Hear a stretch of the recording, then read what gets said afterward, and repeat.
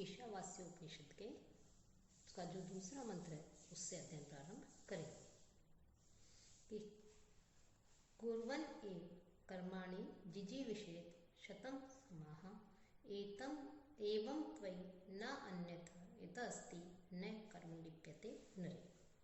कि जिस आत्मा जो आत्मा के विषय में बताया था कि सब कुछ जो है वो परमात्मा में ईश्वर में अधीन है, और जो मनुष्य है उसे जो है यदि परमात्मा में लीन होना है तो उसे सांसारिक जो भोग हैं, सांसारिक जो भौतिक जो वस्तुएं हैं उनके प्रति निर्लिप्त भाव से जो है रह करके कर्म करना है।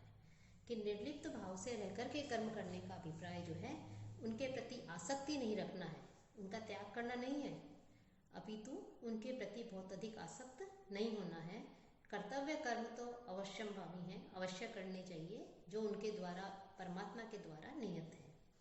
इसी आशय को बताते हुए इस मंत्र में कह रहे हैं कि कुर्वन् एव, कि करते हुए क्या, जो व्यक्ति के लिए, मनुष्य के लिए जो ईश्वर ने परमात्मा ने कर्म निर्धारित किए हैं उन निर्धारित कर्तव्य कर्मों को करते हुए ही यह कि करते हुए इस श्लोक में जो है कर्मों को करते हुए समः की जो 100 वर्ष है उन 100 वर्षों तक जिजीविषेत् जीने की इच्छा करनी चाहिए।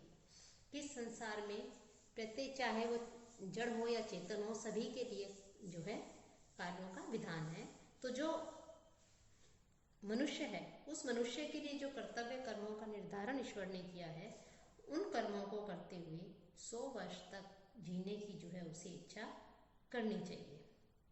कि इस प्रकार से जीने की इच्छा करने पर भी, कि व्यक्ति जीने की इच्छा करे लेकिन इस प्रकार से अपने कर्तव्य कर्मों को करता रहे साथ में, तो जीने की इच्छा करते हुए भी एवं इस प्रकार से त्वयि न अन्यथा, इसके अतिरिक्त तुम्हारे पास और कोई भी मार्ग नहीं है, और कोई भी जो है तुम्हारे पास इसका रास्ता नहीं है।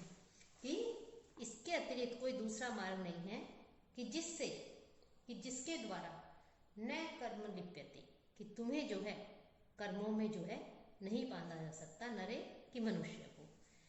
कि मनुष्य जो है इस लोक में जो उसके लिए कर्तव्य कर्म है उन कर्मों को करते हुए 100 वर्ष तक जीने की इच्छा करे। इस प्रकार से जो मनुष्य है उस मनुष्य के लिए इसके अतिरिक्त कोई दूसरा मार्ग नहीं बताया गया है।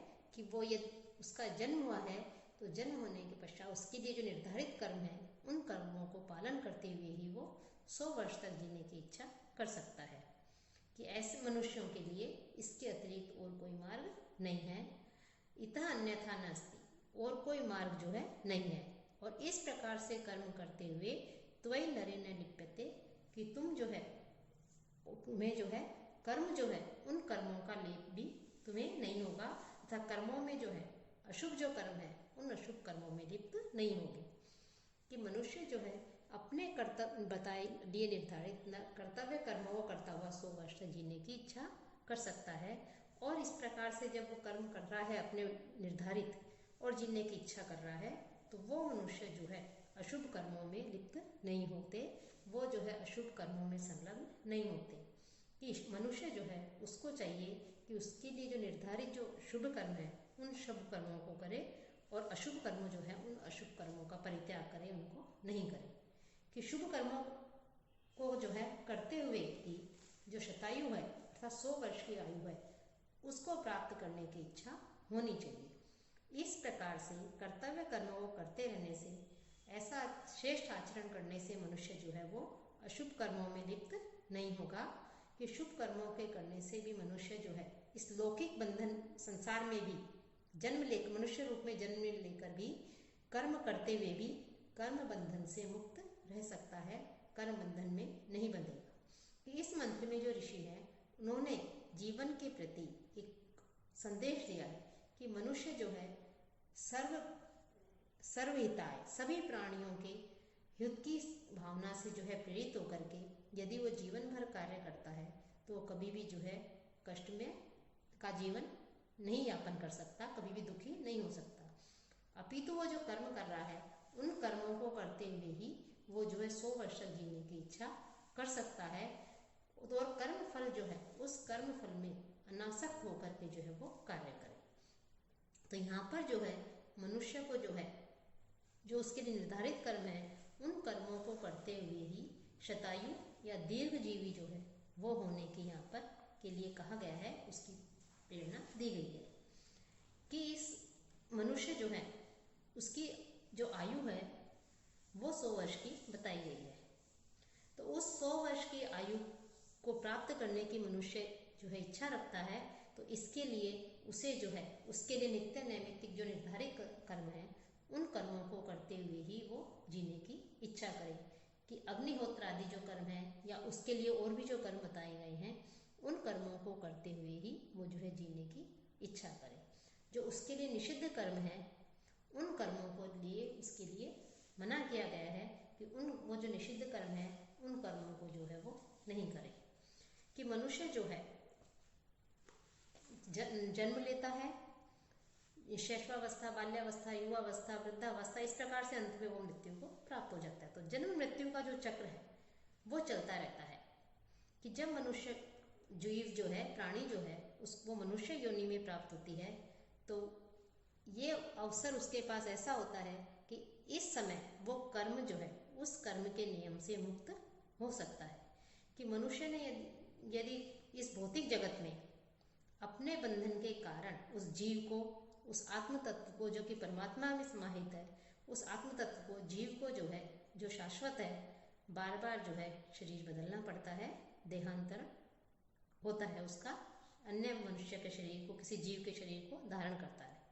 तो देहांतरण भी जो है वो मनुष्य के अपने कर्म बंधन के कारण ही है। और जो मनुष्य ने जन्म ले ही लिया है तो अपनी जीविका के लिए उसे कार्य भी करने पड़ते हैं, क्योंकि यह प्रकृति का नियम है कि नियत जो कर्म है उनको करना ही पड़ता है। और इस प्रकार से वो जो, लेकिन उसके लिए जो निर्धारित कर्म है उन्हीं कर्मों को वो करे। कि जो भगवत गीता है उस भगवत गीता में भी कर्म, अकर्म और विकर्म ये 3 प्रकार के कर्म बताए गए हैं।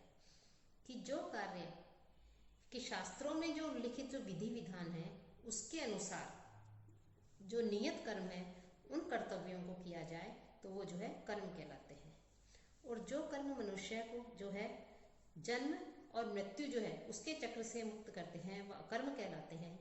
किंतु जो अपने जो कार्य हैं, अपनी स्वतंत्रता है, उसका दुरुपयोग करता हुआ जो कर्म करता है अर्थात जो उसके लिए निर्धारित कर्म नहीं है उन कर्मों को भी वो करता है, जिसके कारण से उसे अधम योनियों में जन्म लेना पड़ता है, तो वो विकर्म कहलाते हैं। तो ये 3 प्रकार के कर्म हैं। इन तीनों प्रकार के जो कर्म हैं उस कर्म के बंधन से बुद्धिमान व्यक्ति जो है वो उस कर्म के बंधन से और कर्म जो का जो फल है उससे मुक्त होना चाहते हैं। कि वो अच्छी प्रकार जानते हैं कि अच्छे या बुरे कार्य वो मनुष्य को जो है कष्टों से बांधने वाले हैं, तो वो ऐसा मार्ग ढूंढते हैं कि जिससे उसे जो है इन कष्टों से, इन कर्म बंधन से मुक्ति मिल जाए। और वो मार्ग है ईश्वर भक्ति का।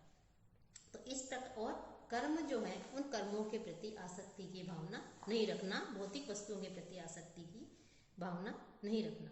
तो इस प्रकार से मनुष्य, इसमें जो है मनुष्यों के जो है कर्म करने की प्रेरणा तो दी गई है, लेकिन जो उसके लिए निर्धारित कर्म है उन कर्मों को ही करे, और जो उसके लिए निर्धारित कर्म नहीं है उन कर्मों को वो परित्याग कर दे। तो इस प्रकार से कार्य करता हुआ मनुष्य 100 वर्ष तक जो है जीवित रहने की, 100 वर्ष की आयु को प्राप्त करने की जो है प्रार्थना, कामना जो है वो कर सकता है। ए सूर्य नाम ते लोका अंधेन तमसा आवृतः तान ते प्रत्यभिगच्छन्ति ये के च आत्मनो जनाः। कि असुर्या नाम लोकः, कि असुर जो है, असुर्या नाम लोकः, कि जो असुर हैं, कि असुर संबंधी जो लोग हैं, लोक के लिए कहा गया है कि असुरों के निमित्त इस नाम से प्रसिद्ध जो लोकः, जो लोग हैं, ते वे लोग अंधसेन जो है अंधकार से,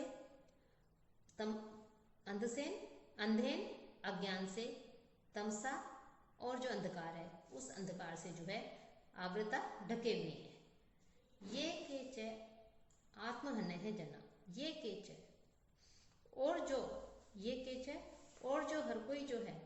आत्महनः जना, आत्मा का हनन करने वाले जो व्यक्ति हैं वो व्यक्ति जो है क्या करते हैं, ते वे व्यक्ति प्रत्यय मृत्यु के पश्चात तान अभिगच्छन्ति, मृत्यु के पश्चात जो है उसमें प्रवेश करते हैं। कि असुर संबंधी जो लोग हैं ये आत्मा का दर्शन रूपी अज्ञान जो है, अज्ञान से जो है आवृत है, आच्छन्न है, और जो आत्मघाती जीव है वो मर करके जो है उसी लोक को प्राप्त करते हैं। कि परमात्मा जो है उस परमात्मा भाव की अपेक्षा देवता भी जो है क्या माने हैं, असुर ही हैं। उनकी संपत्ति रूपी लोक जो है वो असुर्य है।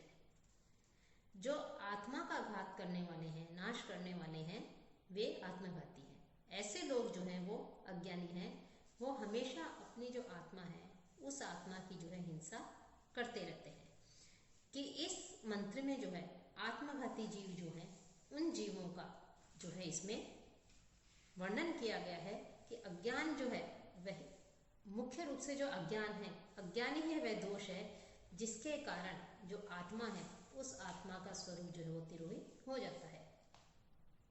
कि मनुष्य जो है वो पशु जीवन से भिन्न होता है। मनुष्य का जीवन वो जो इस भाव से कार्य करते हैं, अपने दायित्वों को जानते हैं, अपने कर्तव्य कर्मों को जानते हैं, वे सुर कहलाते हैं। और इन दायित्वों की अवहेलना करते हैं, उन्हें जो है एक तरह से असुर कहते हैं। ये दोनों ही प्रकार के मनुष्य जो है विश्व में, संसार में पाए जाते हैं। कि ऋग्वेद में कहा भी गया है कि सुर लोग हमेशा भगवान के चरण कमल जो है उनको लक्ष्य बना करके कर्म करते हैं, और उनका जो मार्ग है वो सूर्य के पथ के ही समान देदीप्यमय रहता है। कि बुद्धिमान जो मनुष्य हैं उनको हमेशा इस बात का स्मरण रखना चाहिए कि यह शरीर जो है लाखों वर्षों के विकास का, पुण्यों का कारण जो है ये शरीर प्राप्त होता है। अतः इस शरीर को प्राप्त करने के पश्चात व्यक्ति को जो है अपने जो निर्धारित कर्म है उन कर्मों को करना चाहिए। उन कर्मों को करता हुआ ही जो है वो ईश्वर जो है, ईश्वर को प्राप्त करने का प्रयत्न करें। कि और आत्म जो है उस आत्म साक्षात्कार को जो है आत्मा से साक्षात्कार करने का प्रयास करें। तो व्यक्ति को जो है आत्मा का यदि वो साक्षात्कार करना चाहता है तो इसीलिए उसे जो भौतिक वस्तुएं हैं, जो भोग हैं, उन भोगों से के प्रति अनासक्ति रखनी होगी। जो भौतिकवादी है अत्यधिक, उसे उन भोगों से दूर होना पड़ेगा। तो तभी जो है वो अपनी आत्मा से साक्षात्कार कर सकता है। तो मनुष्य होने के कारण हम जो है प्रकृति के नियम के द्वारा जिस भौतिक जीवन में हम आ गए हैं, उस भौतिक जीवन में आने के पश्चात भी हम अपने लिए निर्धारित कर्तव्य कर्म को करते हुए जो आत्मा जो है उस आत्मा को जानने का प्रयत्न करें, आत्मा का साक्षात्कार करने का प्रयत्न करें, ब्रह्म को जो है साक्षात्कार करने का, ब्रह्म को प्राप्त करने का प्रयत्न करें। तो जो आत्मघाती का तात्पर्य जो आत्मा का घात अर्थात निराश का नाश करने वाले हैं, अर्थात जो अज्ञानी लोग हैं। तो अज्ञानी वे दोष है जिसके कारण आत्मा का जो स्वरूप है वो तिरोहित हो जाता है, और अतः अज्ञानी जीव ही आत्मघाती होता है। तो जो विद्वान है, जो बुद्धिमान है, वो उस आत्मा का साक्षात्कार कर लेता है और जीवन अपने विहित कर्मों का जो है पालन करता है, निषिद्ध कर्मों का परित्याग कर देता है। ऐसा ही व्यक्ति जो है वो आत्म साक्षात्कार करता है। अनेजत एकम मनसो जवीयो न एनद देवा आपनुमन पूर्वम तद्भावतो अन्यान्यत इति तिष्ठत तस्मिन्नहो मातरिश्वा दधाति। कि इसमें जो है कहा गया अनेजत अर्थात स्थिर, अनेजत स्थिर, एकम एक, मनस है मन की अपेक्षा, स्थिर एक जो मन है उसकी अपेक्षा, जवीय है, जब होता है तेज, जवीय है अधिक तेज, पूर्वम रिष्ट है अधिक तेज, और समक्ष अर्ष्ट है कि तेजी से चलते हुए, एनद देवा कि ये जो परमेश्वर हैं, एनद ये जो परमेश्वर हैं, देवा कि जो इंद्र आदि जो हैं, ऐसे जो देवता हैं उनको न आपनुवत, उन वो जो देवता हैं उन तक नहीं पहुंच सकते हैं। कि आत्मतत्व तत्व जो है अपने स्वरूप से विचलित नहीं होने वाला है, एक तथा मन से भी अधिक तीव्रगामी है, मन से भी अधिक तेज गति से चलने वाला है। तो जो इंद्रियां प्राप्त नहीं कर सकती क्योंकि वह उन सभी से पहले ही आगे गया हुआ है। साथ ही साथ तद अन्यान्य धावत है, धावत कि अन्यान्य कि इस प्रकार से, अन्यान्य दूसरे का जो है, दूसरे कैसे, धावत दौड़ने वालों को, अत्यति उन दौड़ने वालों का भी अतिक्रमण कर सकता है। तिष्ठत एक स्थान पर रहते हुए भी, तस्मिन् अपि उसमें जो वर्षा है उस वर्षा की, मातरिश्वा वायु तथा जल के जो देवता हैं वो जल के देवता उसकी पूर्ति करते हैं, उसकी वर्षा करते हैं। अर्थात अपने नाम में अचल रहते हुए भी भगवान जो है वो मन से भी अधिक वेगवान है, तेज वाले हैं, चलने वाले हैं। और जो ईश्वर है, परमात्मा है, वो सब कितने ही तेज दौड़ने वाले धावक हो उनको भी पीछे छोड़ करके जो है आगे निकल जाते हैं। कि जो है सैकड़ों वर्षों तक दार्शनिक जो मन है वो आगे दौड़ता रहता है। तो ऐसे शक्तिशाली जो देवता हैं वो भी जो है उन्हें प्राप्त नहीं कर सकते। एक स्थान पर रह करके वे वायु तथा की वर्षा जो है उसकी पूर्ति करने वाले जो देवता आदि हैं उनको भी जो है अपने वश में रखते हैं। और वे जो श्रेष्ठता है उसमें भी सबसे अधिक आगे हैं, श्रेष्ठ। कि भगवान की जो शक्तियां होती हैं वो शक्तियां सर्वत्र विद्यमान हैं। कि भगवान की जो शक्तियां हैं, परमेश्वर की जो शक्तियां हैं, उन शक्तियों के द्वारा जो है उन शक्तियों से जो है अपने भक्तों की, अपने कर्तव्य कर्म में संलग्न लोग जो हैं उनकी रक्षा करते हैं, उनका कल्याण करते हैं। कि ब्रह्म संहिता में कहा गया कि जो अभक्त है, भक्त नहीं है, वो अपने दार्शनिक मन के वेग से सैकड़ों वर्षों तक यात्रा करता रहे तो भी जो है जो परम सत्य परमात्मा है, ईश्वर है, उसको प्राप्त नहीं कर पाएगा क्योंकि वो भक्त नहीं है, ईश्वर के प्रति आस्था रखने वाला नहीं है। तो यदि ईश्वर को प्राप्त करना चाहते हैं, ईश्वर को देखना चाहते हैं, तो सबसे पहले हमें ईश्वर की शक्ति को मानना पड़ेगा, ईश्वर में के प्रति आस्था रखनी पड़ेगी। भौतिक जो प्रकृति है उसके वशीभूत होकर के मूर्ख या अज्ञानी जीव जो कर्म करते रहते हैं उनसे विमुख होना पड़ेगा।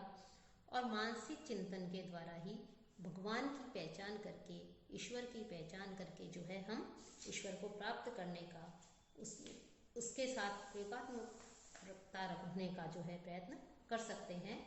इस प्रकार से जो है यहाँ पर अध्यात्म ज्ञान जो है उसके विषय में कहा गया है कि हम जो है मनुष्य जो है सारी शक्ति क्योंकि भगवान से प्राप्त होती है, इसलिए प्रत्येक शक्ति का उपयोग भगवान की इच्छा पूरी करने में ही करना चाहिए और अन्य किसी कार्य के लिए नहीं।